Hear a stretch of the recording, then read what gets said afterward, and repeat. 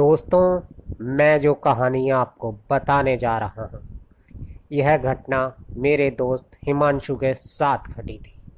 यह 2007 की बात है। पर दोस्तों, उससे पहले अगर आपने हमारे channel horror stories by Ritesh को अभी तक सब्सक्राइब नहीं किया है, तो इसे अभी सब्सक्राइब करें और साथ ही लाइक और शेयर करना ना भूलें, क्योंकि हम आगे भी आपके लिए ऐसी डरावनी सच्ची कहानियाँ लाते रहेंगे। तो आप सब जल्दी से अपने अपने हेडफोन लगाएं और खो जाएं खौफ की दुनिया में।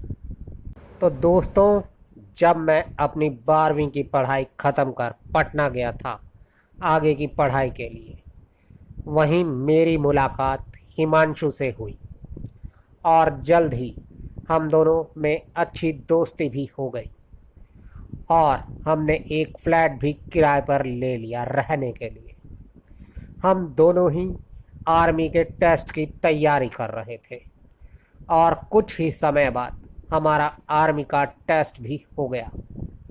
हम दोनों ही रिटर्न टेस्ट में पास हो गए थे, पर अभी हमारा फिज़िकल टेस्ट बचा था। हिमांशु ने कहा कि वो अपने फिज़िकल टेस्ट की तैयारी करने के लिए अपने गांव जाना चाहता है। उसका गांव बिहार के अररिया डिस्ट्रिक्ट में था और कुछ ही दिनों में वो अपने गांव वापस चला गया। अब मैं पटना में अकेला रह गया था। उसके बाद मैंने कई बार उससे बात करने के लिए उसे फ़ोन भी किया, पर उससे मेरी बात नहीं हो पाई और उसके जाने के करीब 2 महीने के बाद हिमांशु अचानक पटना वापस आ गया।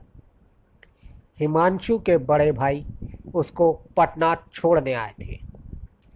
गांव जाने से पहले हिमांशु बेहद स्मार्ट और हेल्दी हुआ करता था, लेकिन वापस आने के बाद तो जैसे वह बिल्कुल ही बदल गया था।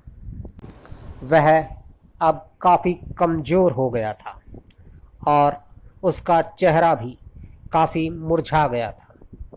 उसके भैया हमारे साथ 2 दिन तक रुके और फिर वह वापस पटना चले गए।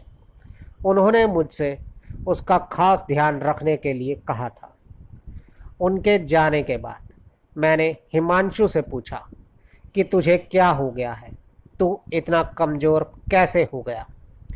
तो पहले तो हिमांशु मेरी बात को टालता रहा, लेकिन जब मैं नहीं माना तो आखिर में उसने मुझे अपने साथ बीती सारी बात बताई। हिमांशु ने बताया कि जब मैं अपने गांव गया था तो रिटर्न टेस्ट पास करने की खुशी में मैं दुगने जोश से टेस्ट की तैयारी करने लगा। हमारे गांव से बाहर एक सरकारी हाई स्कूल है जिसका ग्राउंड काफ़ी बड़ा है। मैं रोज़ सुबह दौड़ लगाने और एक्सरसाइज करने के लिए उसी ग्राउंड में जाने लगा। एक रात पढ़ाई करते करते मुझे टाइम का पता ही नहीं चला कि कब रात के 2 बज गए। फिर मैंने सोचा कि अगर अभी सो गया तो सुबह 5 बजे मैं दौड़ के लिए नहीं उठ पाऊँगा। इसलिए मैंने सोचा कि इससे अच्छा है कि मैं सोऊं हुई नहीं और फिर मैं 1 घंटे बाद ही दौड़ने चला जाऊंगा और फिर आकर सो जाऊंगा। और फिर करीब 2:45 बजे मैं गांव से बाहर वाले उस ग्राउंड में दौड़ने के लिए चला गया। उस वक्त गुप्त अंधेरा था और रास्ता भी ठीक से दिखाई नहीं दे रहा था।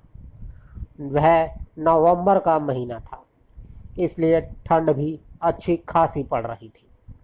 मैं इतनी रात में पहले कभी गांव से बाहर नहीं गया था। रात के टाइम गांव से बाहर का इलाका एकदम सुनसान था और गांव में कुत्तों के भौंकने की आवाज़ें माहौल को और डरावना बना रही थी। लेकिन मैं डरा नहीं। मुझे ठंड लग रही थी, और इसीलिए मैंने ग्राउंड पर पहुंचते ही जल्दी से दौड़ लगाना शुरू कर दिया। मैंने ग्राउंड के 7 चक्कर ही लगाए थे कि मैं पसीने से तरबतर हो गया। मैंने फिर अपना ट्रैक सूट उतार कर ग्राउंड में रख दिया। कुछ देर बाद मैं थक कर ग्राउंड में ही लेट गया। मैं पसीने से तरबतर था और लेटे लेटे कब मेरी आंख लग गई मुझे पता ही नहीं चला। लेकिन तभी एक बहुत ही ठंडी हवा का झोंका मेरे पास से गुजरा, जिससे मेरी आंख खुल गई और तभी मुझे पायल की आवाज़ सुनाई दी। और वो आवाज़ धीरे धीरे मेरे पास आ रही थी। मैं डरने वाला इंसान नहीं हूँ। मैंने कई बार अकेले ही जहरीले सांपों को पकड़कर मारा है और कई बार जब दूसरे गांव वालों से लड़ाई हो जाती तो मैं भी उनसे लड़ने गया हूँ। लेकिन यह डर उस तरह का नहीं था। मेरा दिमाग मुझे बार बार किसी अनहोनी के होने का संकेत दे रहा था। मेरे मन में अजीब सा ही डर आ रहा था। मैंने अपने चारों ओर देखा कि यह आवाज़ कहाँ से आ रही है, लेकिन मुझे कोई भी दिखाई नहीं दे रहा था। पर वो आवाज़ लगातार आती जा रही थी। एक बार मेरे दिमाग में आया कि शायद गांव की कोई औरत सुबह टॉयलेट करने के लिए इस तरफ आई होगी, लेकिन मुझे पता था कि ऐसा नहीं है, क्योंकि उस स्कूल की तरफ कोई भी टॉयलेट के लिए नहीं आता था। मैं अभी खड़ा ही हुआ था कि अचानक एक और तेज हवा का झोंका मेरे चेहरे से आ टकराया। लेकिन यह पहले जैसा नहीं था। इस बार इस हवा में एक अलग ही खुशबू थी, मन को मदहोश कर देने वाली खुशबू। और मुझे ना जाने कैसा नशा चढ़ा कि मैं उसी तरफ चलकर जाने लगा जिस तरफ से वो आवाज़ आ रही थी। मुझे बिल्कुल भी होश नहीं था और उस वक्त मैंने केवल बॉक्सर पैंट और अपने रनिंग शूज़ के अलावा कुछ भी नहीं पहना हुआ था। और हैरानी की बात थी कि इतनी ठंड होने के बावजूद मुझे ठंड का बिल्कुल भी एहसास नहीं हो रहा था। मैं बस उसी तरफ चलता रहा और अब मुझे उस पायल की आवाज़ के साथ किसी लड़की की हल्की हल्की हंसी भी सुनाई दे रही थी। और सच बताऊं तो उस वक्त मेरे मन में भी कई तरह के गलत ख्याल आने लगे थे और मैं उस तरफ तेज़ी से जाने लगा। मैं बस किसी तरह उस मनमोहक हंसी वाली लड़की को देखना चाहता था। उसकी हंसी और वो पायल की आवाज़ मुझे पागल किए जा रही थी। अब मैं पागलों की तरह अंधेरे में ही उस आवाज़ के पीछे भागने लगा। लेकिन मैं तभी किसी चीज़ से टकराया। मेरे सर पर ज़ोर से चोट लगी और मैंने कुछ देर के लिए अपने होश खो दिए। और जब मुझे होश आया तो मैंने देखा कि मैं स्कूल के गर्ल्स टॉयलेट में बेहोश पड़ा हूँ। और तभी मैंने फील किया कि कोई मेरी बॉडी को टच कर रहा है। मुझे अपने ऊपर बोझ सा पड़ता महसूस हो रहा था। मैं अच्छे से महसूस कर पा रहा था कि कोई मुझे ज़ोर से जकड़े हुए मेरे साथ ज़बरदस्ती करने की कोशिश कर रहा है। और तभी मुझे अपने ऊपर किसी औरत का काला साया बैठा हुआ दिखाई दिया। वो मेरे ऊपर बैठी ज़ोर ज़ोर से अपने सर को हिला रही थी और ऐसा करते हुए उसके बाल मेरे चेहरे पर आ रहे थे। वो नज़ारा देखकर तो मेरे दिल की धड़कन ही बंद हो गई और मेरे दिमाग ने काम करना बंद कर दिया था और मेरे मुंह से आवाज़ भी नहीं निकल पा रही थी। मैं मन ही मन हनुमान चालीसा पढ़ने की कोशिश करने लगा, लेकिन जैसे ही मैं हनुमान चालीसा पढ़ने की कोशिश करता, वो अपने नाखूनों से मुझे नोचने लगती। अब मेरी आंखों से आंसू निकल रहे थे। मैं रो रहा था। मैं भगवान को याद कर रहा था कि हे भगवान, बस आज मुझे बचा ले। फिर किसी तरह मैं पूरी हिम्मत जुटाकर बहुत ज़ोर से चीखा। अब मेरे मुंह से आवाज़ निकल पा रही थी और मैं ज़ोर ज़ोर से हनुमान चालीसा पढ़ने लगा। और तभी वो औरत अचानक से मेरे ऊपर से उठकर एक कोने में जाकर खड़ी हो गई और रोने लगी। यह देखकर मेरी हिम्मत और बढ़ गई और मैं और ज़ोर ज़ोर से हनुमान चालीसा पढ़ने लगा। फिर वह औरत बोली, इसे बंद करो, इसे बंद करो। मैं तुम्हें कोई नुकसान नहीं पहुंचाऊंगी, बस इसे पढ़ना बंद कर दो। लेकिन मैंने हनुमान चालीसा पढ़ना बंद नहीं किया और हनुमान चालीसा पढ़ते हुए जितनी तेज़ी से हो सका मैं उतनी तेज़ी से वहाँ से भागने लगा। रास्ते भर मुझे महसूस हो रहा था कि वह मेरा पीछा कर रही है। घर पहुँचा तो देखा कि सब लोग अभी सो ही रहे थे और फिर मैं भी जल्दी से अपने कमरे में पहुंचकर रज़ाई में घुसकर सो गया। मैंने फ़ोन में देखा तो उस वक्त सुबह के 4 बज रहे थे। मैंने यह बात किसी को नहीं बताई, लेकिन उस दिन से हर रात वो औरत मुझे सपने में दिखाई देने लगी और सोते हुए वह मेरे साथ गलत हरकतें करती। धीरे धीरे मेरा शरीर कमज़ोर होने लगा और मैंने दौड़ने जाना भी बंद कर दिया।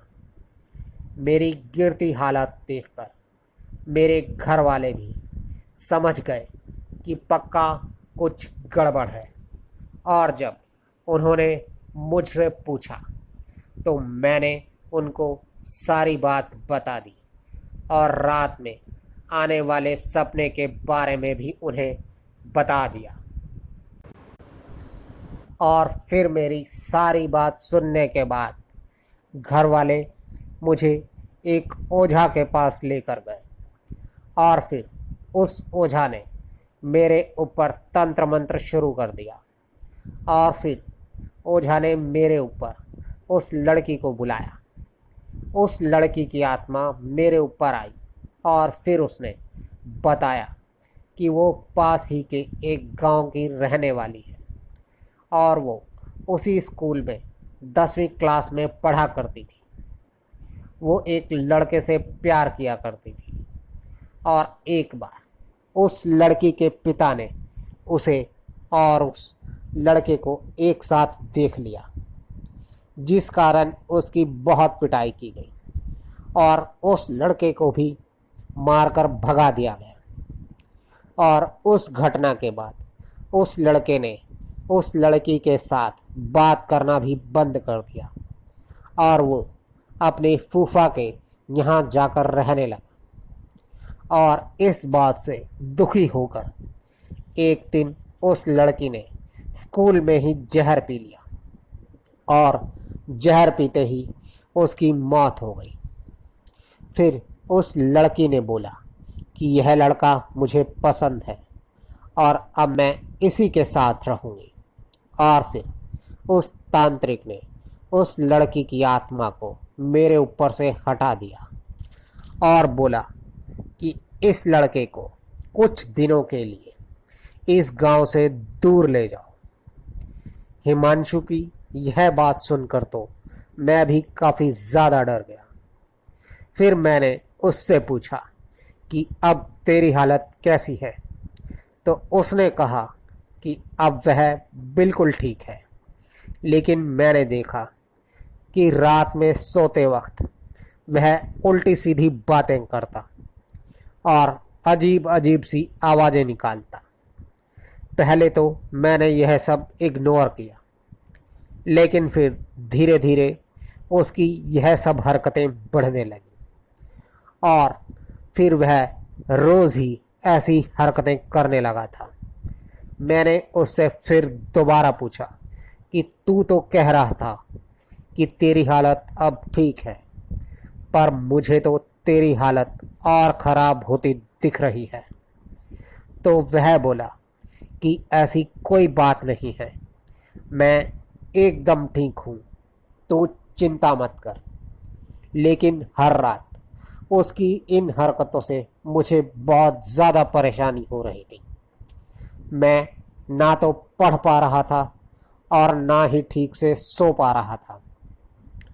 उसकी हालत ठीक होते ना देख एक दिन मैंने उसके भाई को फ़ोन कर कर सारी बात बता दी और जब हिमांशु को यह बात पता चली तो वह मुझ पर बहुत ज़्यादा गुस्सा हो गया। वो मुझे गंदी गंदी गालियाँ देने लगा। यहाँ तक तो फिर भी ठीक था, लेकिन फिर वो मुझसे मारपीट करने लगा। ना जाने उसमें इतनी ताकत कहाँ से आ गई थी। वो तो अच्छा हुआ बगल में रहने वाले दूसरे लड़के मुझे बचाने आ गए, नहीं तो शायद उस दिन वो मेरी जान ही ले लेता। उसकी आंखों में गुस्सा था। वो मेरा दोस्त हिमांशु नहीं था। और अगले ही दिन उसके भाई और पिताजी आए और उसे अपने साथ गांव लेकर चले गए।